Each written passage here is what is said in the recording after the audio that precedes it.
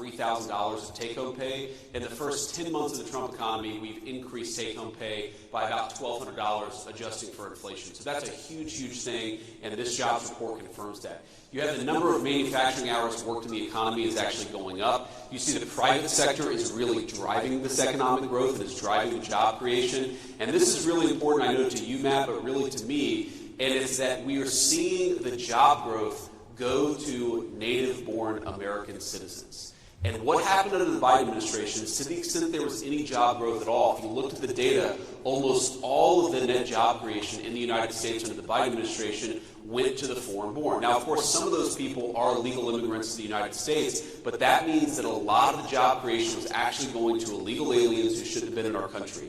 The best thing that you can say about the Trump economy is that American jobs are going to American workers for a change, and that's the thing that I'm proudest about with these numbers. Right. So now, another big story is that last night President Trump announced that tomorrow he's going to be hosting a meeting with the New York City Mayor-elect Zohran Mamdani. He calls him communist. I might have not wrong about that. But anyway, point is that the Mamdani's rise can be attributed to his, everybody's, the new buzzword, if you will, is affordability. Sure. Right? Like, so how do we, people out there feel like they're, the economic situation isn't that great. Look, we're 10 months to the day here since the inauguration. But they want to see more. They want to see more action. We've seen a lot of steps you guys have taken. A lot of people are putting a lot of faith in what Secretary Besson is saying, that the first half of next year the economy is going to boom because of the policies you guys have enacted. What's your message to those out there who feel like they haven't seen that gain?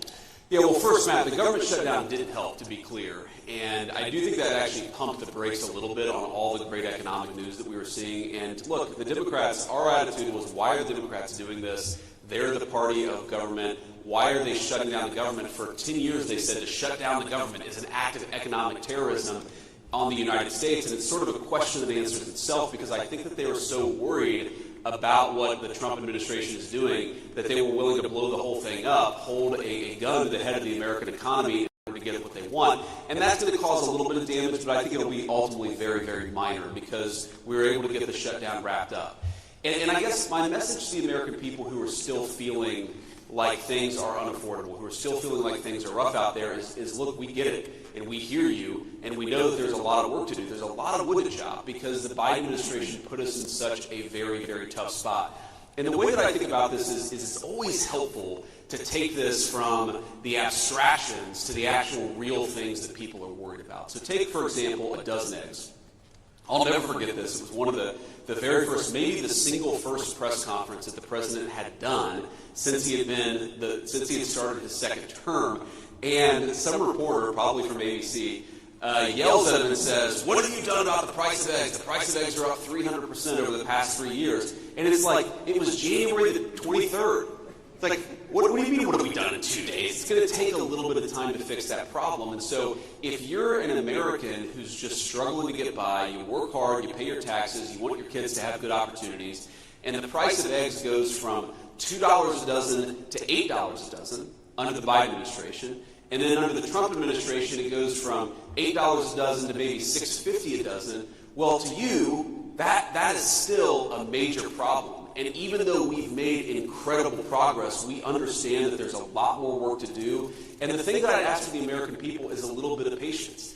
This economy was not harmed in 10 months. It took a deliberate 4-year administration that was making life harder for everyday Americans, that was importing foreign workers instead of giving jobs to American workers, that was over-regulating, over-taxing, overspending. They were doing everything wrong. And as much progress as we've made, it's going to take a little bit of time for every American to feel that economic boom, which we really do believe is coming. We believe that we're on the front end of it, but we also recognize that we've got a lot of work to do to undo the damage that Joe Biden did to the American economy. And the last one I'll say, Matt, let's be honest, it's not just Joe Biden.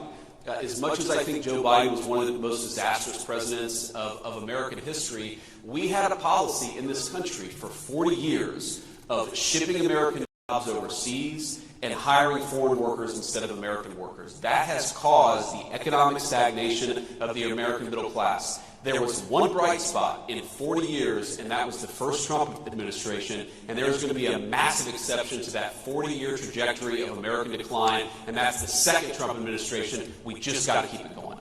Right. So now we're a year removed from you and President Trump winning a massive electoral victory in November 2024. And we're just a couple of months since our friend Charlie Kirk was brutally murdered by a radical leftist.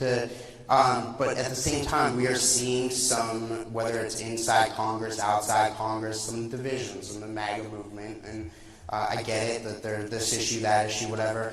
What would be your message to how to reunify this movement for the fights ahead, whether it's the midterm elections, 2028 and beyond?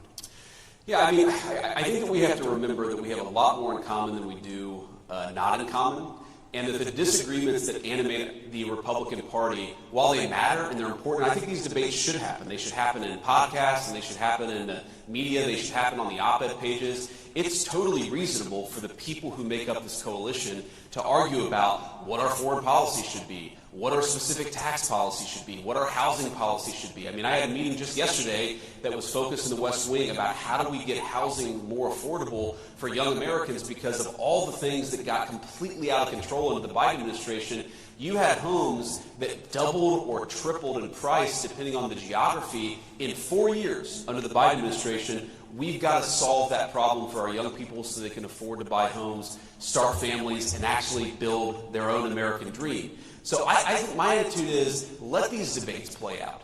But don't let the debates that we're having internally blind us to the fact that we are up against a radical leftist movement that murdered my friend a couple of months ago and that would throw many people in the Trump administration in prison, not for doing anything illegal, but for not following the far left's agenda.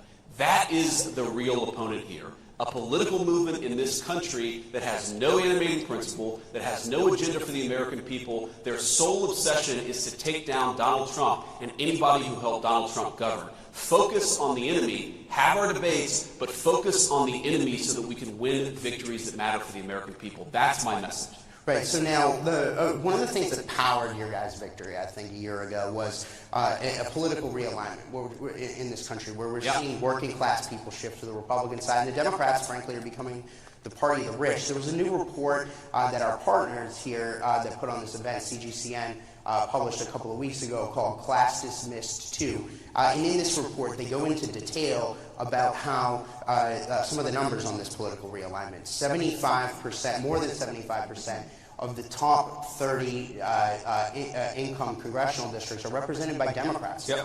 That's a totally new thing. The last 3 presidential elections, the Democrats' counties were represented more than 60%, in the case of the 2020 election, more than 70% of aggregate GDP in this country. President Trump won counties 30-something% in each of those elections. So your thoughts on what we're seeing now with this political realignment from those statistics? So let me say a few things, Matt. So first of all, I think that part of what you see as division in the Republican Party is a consequence of this realignment. We have a new governing coalition. We have a new political coalition.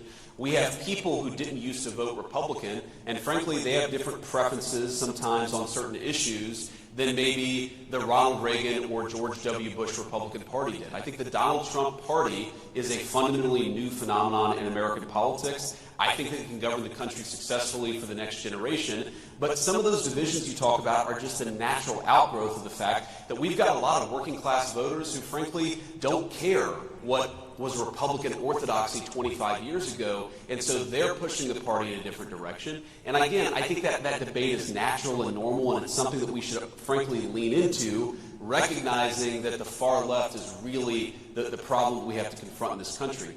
The second thing that I'll say about it, Matt, is I think it's a great thing. You know, and I'm biased. Obviously, I grew up in a working class family. I was raised by the kind of people who were blue dog Democrats, socially conservative Democrats in the 80s and 90s, and have turned hard towards Donald Trump's Republican Party. These are the people who built America's greatest icons, who built America's greatest buildings, who drive our food into the grocery store every day. They are the human beings who actually make this country run. I'm proud of them, and I want to keep the Trump coalition together. That's one of the things that we have to do in 2026. And this is my third point, and this is tough, because one of the things that was true of the Democratic coalition in, say, the 1990s is that because the Democratic coalition in the 90s was more upscale, they showed up, the Republican coalition in the 1990s was more upscale, they showed up in midterms. So Republicans tended to do a little bit better in midterm elections in the 1990s than, say, Republicans do today. And that's because while these working class voters are great, there are also people who don't necessarily show up to vote in the midterms all the time. We've got to motivate them. We've got to get them out to vote. I think that's one of the lessons that we learned in Virginia and New Jersey is that when Donald Trump is not on the ballot, you've got to give people something to actually believe in, something to be inspired by to get out there and vote. They're not going to vote just because you have an R next to your name. You've got to speak to this new working class coalition. And the one worry that I have when I look at so many of our great congressional allies, I do think that some of our folks in Congress, they want to go back to the Republican Party of 20 years ago. That Republican Party was a Republican Party that lost and that couldn't successfully govern the country. We need to lean into this new coalition, do a better job serving them, and that's how we get them to show up in these midterm elections so that we can win not just presidential races, but midterm races too. Right. Okay. So you mentioned George W. Bush at the beginning of that answer. Now, there's a lot of news going on out there. Today is a somber day for the Bush family and for your predecessor, former Vice President Dick Cheney, who passed away. Today's his funeral. So I wanted to see if you have any thoughts on or a message to the Cheney family. I know there was some misreporting out there about whether or not you were invited to that or whatever. But outside of that, there's also another big report that came out a couple of days ago about how George W. Bush and the people around him are plotting for a party from President Trump and you down the road, and going back to the old way of doing things. I guess they don't like to win, but the point is that that's out there. So any response to that as well? Well, first of all, my condolences go to Dick Cheney and his family. Obviously, there are some political disagreements there, but he was a guy who served his country. We certainly wish his family all the best in this moment of grieving. On the issue of George W. Bush, I mean, look, as you know, Matt, I don't put stock in any story that doesn't come from Matthew J. Boyle at Breitbart News, so this could be totally fake news.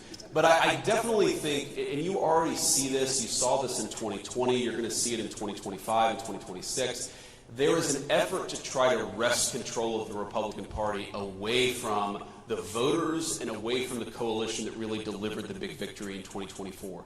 I think it's a huge mistake. Look, the American people don't want stupid wars and America's jobs going overseas and wide open borders. That is, whether intentional or not, that was the legacy of the Republican Party that came before Donald J. Trump. I'm glad the president got us away from that Republican Party. It lost, but it was also a disaster for the United States of America. Let's actually have a foreign policy where we focus on the interests of American citizens. Let's have an economic policy that's about building in the United States of America rather than shipping all of our jobs overseas and getting Wall Street enriched in the process. Let's have an economic policy that's about more self-sufficiency. I mean, I have 3 kids. I have an 8-year-old, a 5-year-old, and a 3-year-old. I don't want to wake up in a country where I take my kid to the doctor and they can't get antibiotics because the antibiotics that were invented in the United States of America are manufactured in some foreign country. That is the legacy of the Republican Party that came before Donald J. Trump. We're not going back to it.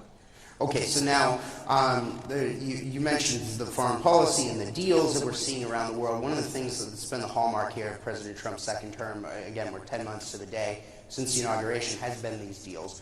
We were going to try to do this event last month, but I know you got called over to Israel on the Gaza deal. Sure. So give us kind of an, and by the way, we have in the audience here today, I know that there are ambassadors from at least 2 places. The European Union ambassador and the Taiwanese ambassador are here. Walk us through how President Trump has approached these various big picture deals, because I mean he's got more than I think 85% of world GDP now in trade deals with the United States, and he's I lost count of how many peace deals he's done this year. Yeah, well, greetings to the ambassadors. We're thrilled to have you, of course, and greetings to everybody else, including even the fake news. I'm sure it's reporting there in the back. There's a lot of fake news. I'm sure they're all lined up. I'm sure there are. I can see their fake news eyes peering up at me. I'm sure, ready to misreport everything that I've said today. But no, we love you guys too. Kind of. So here's the thing about the president's negotiating style. And I actually, we were a little delayed because the president called me right before I got on stage just about one of these deals that we're working on. And what I love about it is that it's never enough, right? And so you bring him a deal and, he sort of asks for this, and this. We want this tariff rate. We want this country to drop their tariff barriers. We want this country to drop their non-tariff barriers. And you say, I'm never going to be able to get that done. And then you get it done and you bring it to him and he said, well, I want 3 other things too. Because his attitude is he wants to get the best deal possible for the American people. And for too long, we had trade negotiators that so believed in the fake idea of free trade over fair trade that they were willing to sell American workers down the river without actually negotiating on the interests of American workers. And so whether it's with China or India or any of the countries that we struck deals, the basic principle is we want Americans to have better access to their markets. We believe in our workers. We think that we have the best products in the world. We want to be able to sell them everywhere. That's number 1. Number 2, we don't want foreign products to undercut the wages of American workers. We're actually going to protect our markets, protect our important industries, and that's a very important part of the Trump trade plan. And you've seen it happen in a lot of different ways. And then the final thing, this raises your point about Gaza or any of these other foreign deals, is we've been able to use the incredible economic leverage of the United States of America. I mean, we're 25%, probably a little bit more than that, of the world GDP. Why don't we ever use our economic leverage to achieve peace? Because when countries aren't fighting each other, when they're actually using their economic talents to manufacture good things rather than weapons to kill each other, then that actually creates incredible economic opportunities for Americans. And that's what the president, that's why he's so focused on peace. He's fundamentally a humanitarian, and we've got 8 peace deals at this point. We're working on number 9 and number 10. And I think that, if he gets number 10, purely for like mathematical harmony, if he gets to 10, the Nobel Prize should be awarded to Donald J. Trump, even though he certainly earned it with the first 8. But I also think that there's this sense that while he wants to save lives, he also sees a world where people are engaging in commerce with one another rather than killing one another. And he just, he's a tough guy, but he's not a violent human. Like he's not a person, who I think understands violence at a sort of fundamental level. It's like, why don't you stop killing each other and start trading with one another? Why, rather than Russia and Ukraine killing one another, why don't they actually engage in some commerce with one another, travel between the two countries, engage in some sort of cultural exchange? That is his fundamental perspective that he takes into these things. And fundamentally, if we get more peace in the world, it's good for American workers, it's good for the American people, and the president's going to keep on pursuing peace. He's done very well so far, but he's going to keep on working at it. Yeah, so there's a lot I want to pack into this next question. So one of the things that we've seen, I think, since your guys' victory last year, the whole world over, everybody I've talked to around the world, really seems to have rallied to President Trump's vision on things like trade and immigration. I just saw, and particularly with regard to China and how we need to have a better deal with regard to there, and we just saw the president get back from there. Yep. I just saw comments that Pope Leo made about immigration. He said, just the other day, we did a huge story on it on Breitbart last night, that every country should get to decide, I'm paraphrasing him here, every country should get to decide who gets to come in. I mean, that's amazing to see that from the Pope himself. Sure. Your thoughts on more broadly how President Trump really does seem to have electrified the world and woke them up to these major issues that we're talking about here? Yeah. Well, Matt, I'm a devout Catholic, so I follow those comments closely, including on, of course, Breitbart.com. And that's my 3rd Breitbart shout-out. I've done pretty good, right? Cool. 20 minutes. Not bad. Okay, thank you guys. But it's interesting because you may not know it, judging purely from the comments of some people on social media, but the Catholic Church's views on this are actually quite clear. And it's that, yes, you must treat immigrants humanely. On the other hand, every nation has the right to control its borders. And obviously how you strike that balance is very important. But there's a lot of room there to actually control your own borders for the sake of your own people.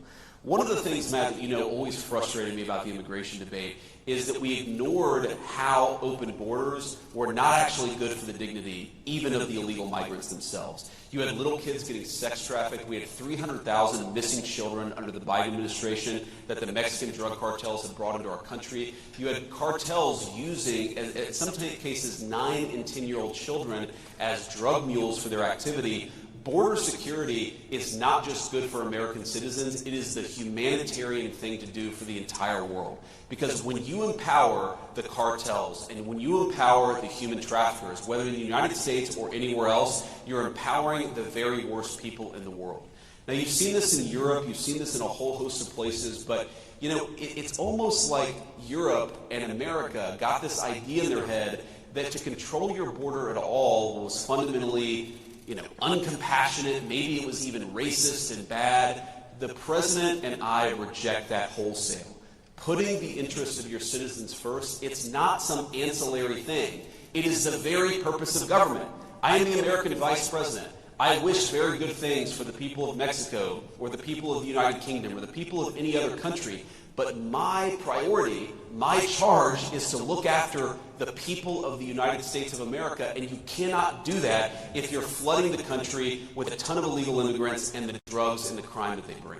Yeah, so the last question I've got, please give them applause for that one. That's okay, so Mr. Vice President, the last question. Even the Washington Post applause. I know, I think they did. So I got five. So Mr. Vice President, the last question I got for you on that note, so is that there's a big discussion right now about healthcare in this country. Yes. The ACA subsidies expire at the end of the year. There's a lot of questions about what's going to happen about this. The Democrats shut the government down supposedly over this. But where does this go? What do we do to address healthcare prices and premium prices and so on and so forth? What does that look like? Is it a reconciliation plan? Walk us through what happens. So what's so crazy about this, Matt, is Right before the government shut down, we had a meeting with Hakeem Jeffries and Chuck Schumer in the Oval Office. Is this where they get President Trump gave them the MAGA hats? Yeah. this is not just that, but the president whispers to one of his personal assistants. They're all very good people, and she kind of runs off, and I think to myself immediately, oh, what the hell have I gotten myself into? And she comes back with 2 Trump 2028 hats to give to Jeffries and Schumer. And then he has the photographer come in, and he points at Jeffries as he's holding the Trump 2028 hat. And he's like, he says to the photographer, make sure Hakeem gets that. I'm sure he's going to want to use it in his campaign advertisements. And it was like a hysterical moment. But when we got to the serious stuff, and they said, we really want to address the healthcare problem confronting the American people, the president said, well, absolutely. We agree. We want to address the healthcare problem confronting the American people. In fact, you people screwed it up with Obamacare, the Unaffordable Care Act, and now you're coming to us saying, let's fix it. Great. Let's fix it. And then they said, I think they were kind of caught off guard, and they're like, well, but we want the fix before we're willing to open up the government. And the president was like, that's like 3 days from now. You want us to fix American health care in the next 3 days, and unless you do it, you're gonna shut down the government? How about we open up the government and then work together to fix American health care? And of course, we know the history. They rejected it. They shut down the government. But I don't want to get ahead of the president, Matt, because we had a very, very good meeting in the Oval Office yesterday. I think that we have a great health care plan coming together. I think that it's going to get Republican and Democrat support. And I think the president, look, right now, the American people get crap health care, and they pay way too much for it. You have people who are paying thousands of dollars a month in premiums for a family of 4, a family of 5, and the access to health care is really low. This system is broken. The Democrats broke it, but who cares? We're going to work together if they're willing to fix it. And the interesting thing, Matt, is people say, this is one of the things I love about the president. People will come to the president and say, no, don't talk about health care. That's a graveyard for Republicans. Republicans always lose on health care. And the president's like, I don't care about the politics of it. This system is screwed up for the American people. We need to fix it. So let's go and do it. Politics be damned. I love that. That's leadership, and that's exactly what we should want coming from the White House. Mr. Vice President, really want to thank you for taking the time here. Thank you, Matt. Good to see you guys.